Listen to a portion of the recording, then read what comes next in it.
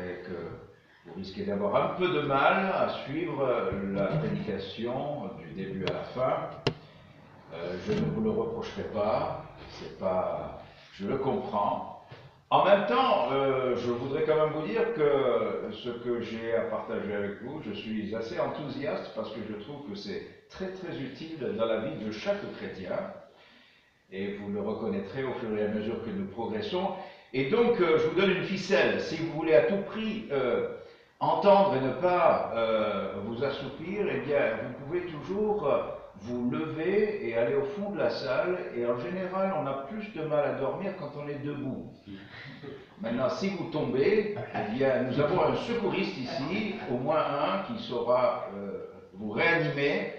Voilà, mais enfin, que le Seigneur bénisse sa parole.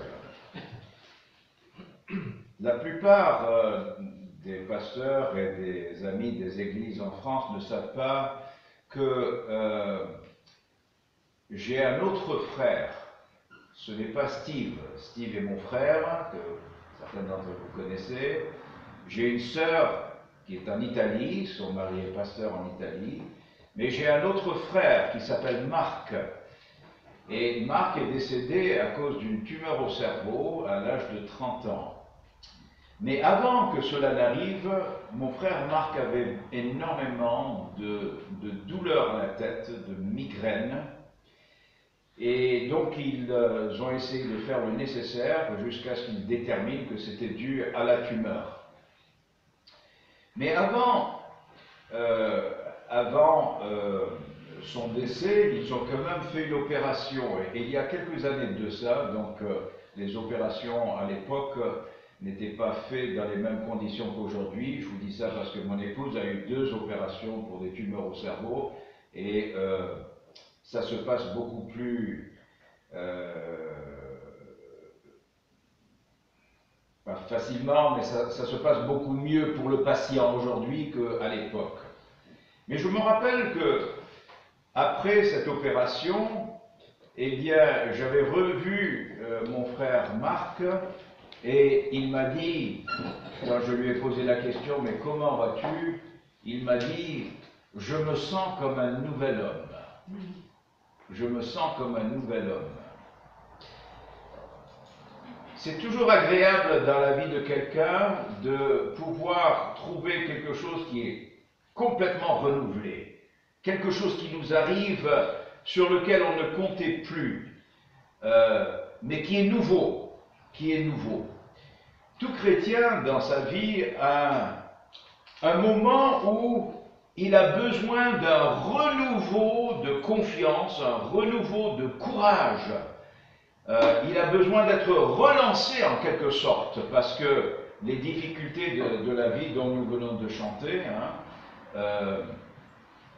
pèsent et commencent à user. Et on sent qu'on fatigue spirituellement parlant. Et donc il est bon de savoir que cela est possible.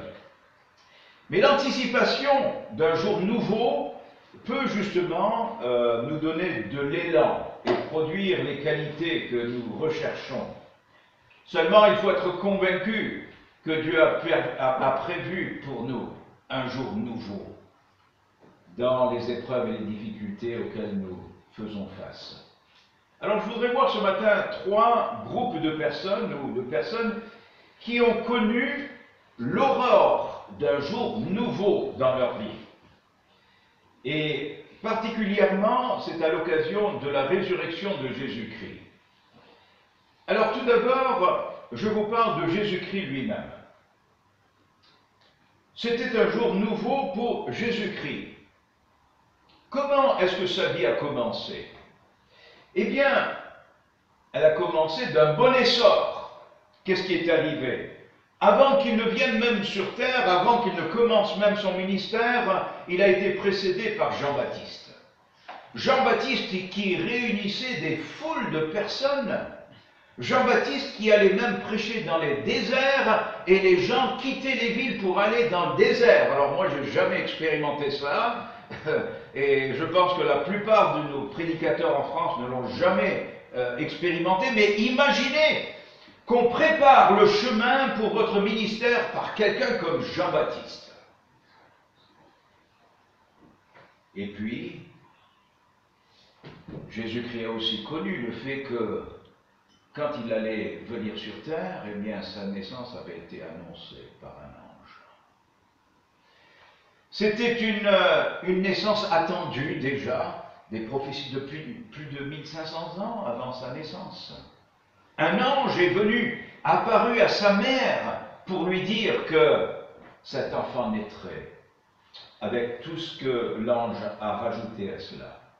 Et puis, il arrive, il fait des miracles, il a du monde autour de lui constamment, il prêche jour après jour et il enseigne jour après jour. C'est véritablement un bon essor dans la vie d'une personne, ce que Jésus-Christ a connu. D'ailleurs, peu avant la crucifixion, il entre dans la ville de Jérusalem et là il est accueilli par des enfants qui crient, qui chantent, des gens, des adultes également. C'est l'entrée qu'on appelle l'entrée triomphale à Jérusalem. Et les gens prirent des branches de palmier et allèrent devant lui en criant « Hosanna, béni soit celui qui vient au nom du Seigneur, le roi d'Israël ». Un bon essor. Mais ce bon essor a été suivi par une énorme déception. Et c'est aussi le vécu de beaucoup d'entre nous. Et si ça n'a pas été le cas, ça viendra. Une énorme déception pour Christ. Il va sur la ville de Jérusalem et il dit « Jérusalem, Jérusalem, j'ai voulu te réunir autour de moi comme une poule le fait ses poussins, mais tu n'as pas voulu. » Toutes ces années qui ont conduit jusqu'à ce moment se terminent. Et ce sont ces commentaires de conclusion. Et puis, le soir, avant que les événements arrivent concernant sa crucifixion, il se trouve dans le jardin de Gethsémane. Et là, il est en agonie, la Bible dit. Il priait instamment. Sa sueur devient comme des grumeaux de sang qui tombaient à terre. Je n'ai jamais été en agonie à ce point. Et avec ça, ses disciples, avec qui il a vécu pendant trois ans maintenant, et qui étaient ses partenaires et qui ont tout partagé avec lui, et pour qui il a fait de grandes choses, et il a répondu à toutes leurs questions, et il leur a permis de faire des miracles également, eh bien, au lieu de prier avec lui, ils s'endormaient. Mais quand vous voyez votre meilleur ami, sans parler du Christ, qui est en agonie et vous réussissez à vous endormir, eh bien, ça vous déçoit. Ça vous déçoit. Ce qui nous arrive, mes amis, est déjà arrivé au Christ, dans les périodes de nos vies qui sont d'une grande déception. Et puis, Pierre, le caractère principal, celui à qui il confiait la direction des disciples quand ils partiraient, eh bien, Pierre s'est retourné et il a dit « Je ne le connais pas » 3 fois concernant le Christ. Il l'a renié. Être renié par quelqu'un d'aussi proche. Et ça ne s'est pas arrêté là, parce que sur la croix, il a regardé vers le ciel et il a dit « Mon Père, pourquoi m'as-tu abandonné ?» Mes amis, dans nos vies, il y aura des moments comme cela, des moments de grande déception, profonde déception, mais ça fait partie du cycle de la vie chrétienne. Et Jésus nous en donne l'exemple parce qu'il a vécu lui-même. Il ne nous demande rien qu'il n'a pas vécu lui-même. Tout a bien commencé, je répète, un bon essor, c'était extraordinaire. Et puis là, l'immense déception. Mais mes amis, l'histoire ne s'arrête pas là. Ni pour Jésus, ni pour vous, ni pour moi.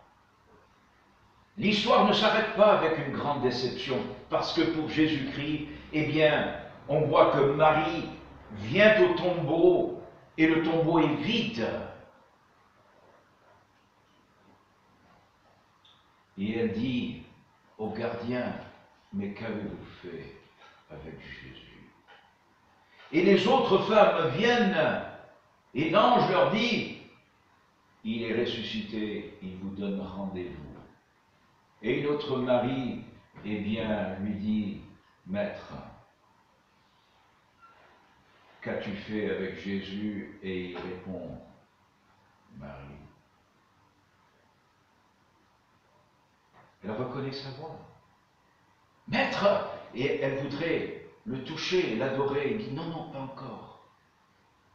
Et tout à coup, eh bien, il y a une merveilleuse réalisation qui a eu lieu, celle de la réalisation des prophéties de la Bible. Et en réalité, ces dernières paroles sur la croix, quand il a dit tout est accompli, c'est un cri de victoire.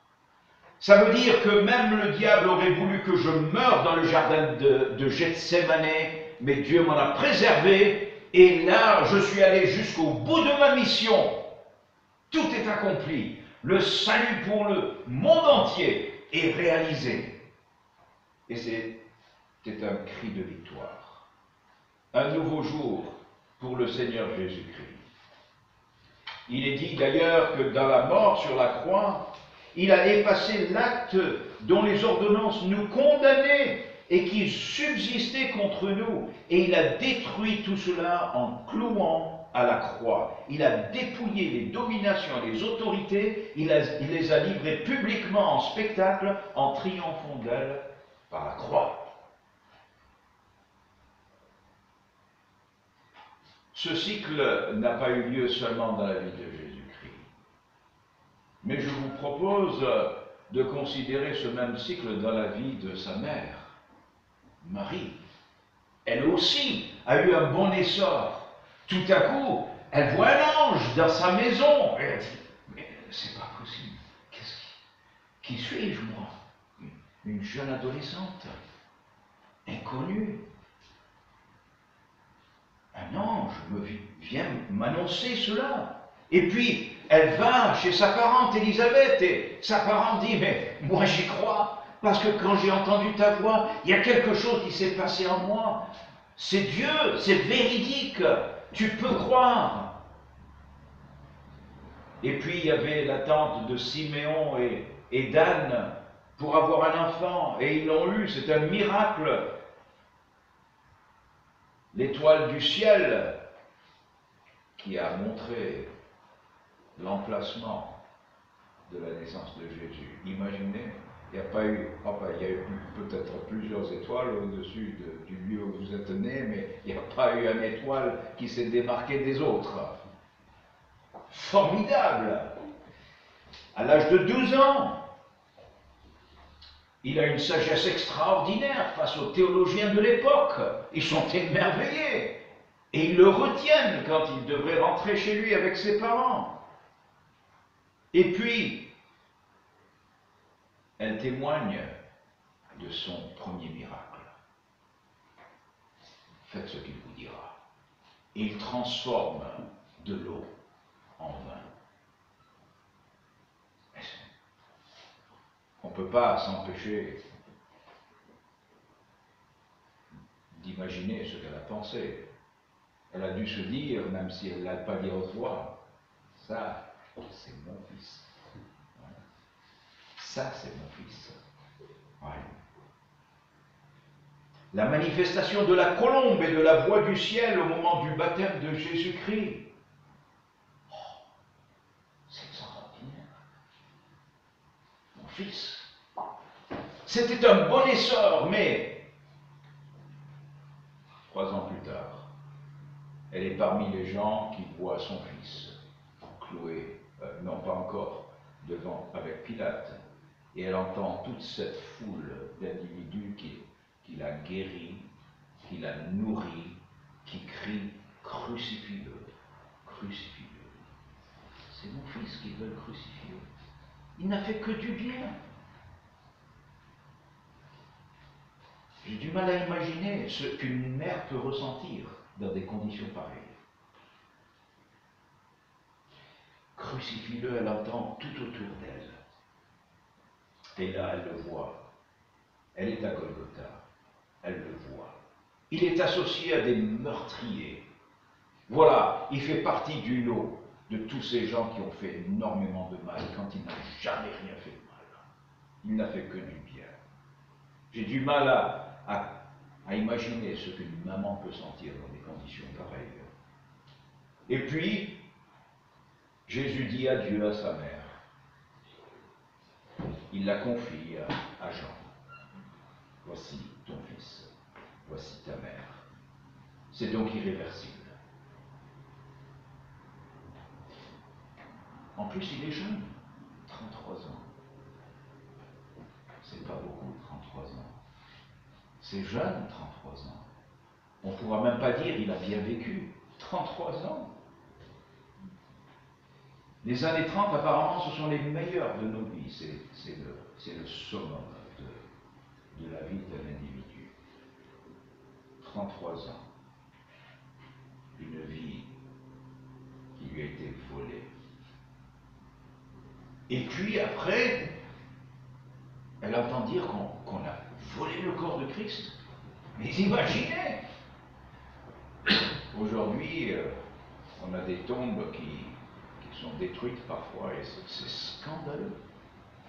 Les morts, ils sont tranquilles, laissons-les tranquilles, mais il y a des gens qui arrivent à se convaincre que c'est une bonne chose. Et là, ils ont volé le corps de Christ. C'est ce que les soldats disent, les disciples sont venus, ils ont volé le corps de Christ. Où il est, mon fils? Où il est? Quelle grande déception, après un si bon essor. Mais ça ne s'est pas arrêté là pour Marie. Là, encore une fois, une merveilleuse réalisation. Elle entend le témoignage des femmes. Il est vrai que quelques femmes d'entre nous nous sont fort étonnés, disent les disciples, s'étant rendus de grand matin au sépulcre. Elle a entendu le témoignage des disciples. Quelques-uns de ceux qui étaient avec nous sont allés au sépulcre et ils ont trouvé les choses comme les femmes l'avaient dit, mais lui, on ne l'a point vu. Et après, à l'ascension, elle l'a vu enfin. Et il est monté au ciel. Ça, c'est déjà une énorme consolation. Effectivement. Et dans la chambre haute, avec les disciples, elle était présente également. C'est formidable comment les choses se terminent. C'est inattendu. Et tout cela est couronné par le jour de Pentecôte, où ces apôtres prêchent son Fils, Jésus. Ils prononcent le nom de son Fils et ils disent que c'est le Sauveur du monde et qu'il faut se repentir. Et 3000 personnes se tournent à Jésus-Christ. Et puis quelques jours plus tard, 5000 personnes se tournent à Jésus-Christ. Et Jérusalem est bouleversée parce que maintenant on a parlé de son Fils et les gens y croient. Ceux qui ont crié « Crucifie-le » aujourd'hui sont en train de dire « Qu'est-ce que nous pouvons faire? Repentez-vous » et ils se repentent. Ah, quelle merveilleuse réalisation pour cette maman de Jésus-Christ. Et puis j'aimerais vous entretenir sur le jour nouveau dans la vie des disciples, mais particulièrement deux disciples. Ces disciples qui étaient sur le chemin d'Emmaüs, ils étaient presque déprimés. Mais pour eux aussi, il y avait un bon essor. Ils témoignaient tous les jours des miracles de Jésus-Christ, des résurrections même. Ils ont entendu son enseignement de leurs propres oreilles. Ils ont eu les réponses à leurs propres questions. Ils ont admiré son courage face aux autorités, tout ce qui le persécutait et ceux qui lui faisaient du mal. Ils l'ont vu même un jour où les gens voulaient le tuer avant que c'était le moment. Et il s'est évadé entre eux sans qu'ils s'en rendent compte, que la foule s'en rende compte. Ils ont cru vraiment qu'il établirait le royaume et que eux seraient parmi les dirigeants de ce nouveau royaume. Ce royaume prédit depuis Abraham par tous les prophètes et qui maintenant allait se réaliser parce que ce Jésus serait le Messie. Mais eux aussi ont eu une grande déception. La Bible nous dit qu'ils étaient tristes, ces deux disciples qui marchaient jusqu'à leur village. Et d'ailleurs, Jésus, sans qu'ils le sachent, arrive derrière eux et il dit « Mais pourquoi êtes-vous si tristes ?» Et ils répondent « Nous espérions que ce serait lui qui délivrerait Israël. Mais avec tout cela, voici le 3e jour que ces choses se sont passées. » Et rien du tout. Ouais. Ils auraient pu croire au témoignage des femmes, mais non, cela non. Non. Ils étaient tristes. L'incrédulité les avait aveuglés. Mais après, quand Jésus était rentré, puisqu'il a été invité chez eux, et il leur a parlé, et puis après, ils ont rompu le pain, et tout à coup, leurs yeux s'ouvrent, et ils disent, alors, où est-ce que j'ai noté ça? Leur cœur brûlait. Ils ont dit, mais notre cœur brûlait pendant qu'il nous parlait. Ils ne savaient même pas encore que c'était lui. Ils ont vu que c'était lui quand il a partagé le pain, mais avant ça, leur cœur brûlait. Tout a commencé par cela. Ouais. Et puis ils ont reconnu son geste, celui de rompre le pain. Leurs yeux se sont ouverts. Ils l'ont reconnu. Vous savez quoi? C'était pour eux un jour nouveau. Dans, je ne sais pas, peut-être 1 heure du temps, ils sont passés d'une énorme déprime à quelque chose de merveilleux parce qu'ils n'ont pas attendu le lendemain. Ils ont refait le chemin le soir même. Et ils ont dit, mais il faut qu'on leur dise aux autres ce qui nous est arrivé. Mais nous l'avons vu, nous avons mangé avec lui, nous avons posé des questions, il nous a tout expliqué. Immédiatement, ils ont rebroussé chemin. Tout ça pour vous dire, mes amis, 3 exemples. C'est arrivé au Christ, c'est arrivé à la maman de Christ, c'est arrivé aux disciples, c'est un cycle qui nous conduit vers un jour nouveau. Nous avons besoin de croire que Dieu nous prépare à chacun de nous un jour nouveau. Vous voyez ? Nous avons eu un bon essor dans notre vie chrétienne, nous avons été lancés, nous avons été formidables. Mais alors c'était la plus belle découverte de ma vie. Et puis tout à coup, nous avons été confrontés à d'énormes déceptions. Et peut-être pas qu'une fois. Je ne sais pas si vous avez été déçus au point où ces personnes ont été déçues, où Jésus a été déçu, quand il crie « Mon Père, pourquoi m'as-tu abandonné ?» Ou quand Marie entend son fils dire « Voici ton fils », c'est la fin. Ou quand ses disciples ont entendu les femmes qui ont dit « Mais nous l'avons vu !» et ils étaient tellement déprimés qu'ils ne pouvaient même pas croire à une bonne nouvelle. Ça existe, hein, être déprimé au point de dire, si vous avez une maladie incurable, et on dit, mais on vient de trouver le traitement pour votre maladie. Ça existe. Ouais. Ils étaient là. Eh bien, mes amis, quoi qu'il vous est arrivé, un jour nouveau vous attend. Un jour nouveau m'attend. Et c'est le message que Dieu veut nous transmettre ce matin. C'est que dans la vie chrétienne, il y a des cycles. Il y a des bons essors. Et puis, il y a de grandes déceptions. Mais ça se termine par de merveilleuses réalisations. Et que Dieu nous accorde, au travers de ce que nous contemplons dans sa parole, de le croire, de le remercier, d'aller vers l'avant. Et si aujourd'hui et ce matin vous êtes dans une période justement d'énormes déceptions, eh bien, à vous de dire, Seigneur, c'est pour moi ça, je veux le croire, fortifie ma foi, je veux regarder vers le futur en me disant, tu ne peux même pas imaginer ce que Dieu te prépare comme bénédiction et comme délivrance.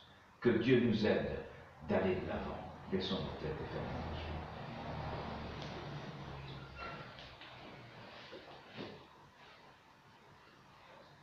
yeux. Et avant de prier, je vais vous lire un poème que j'ai rédigé qui nous parle de ce dont on vient de parler.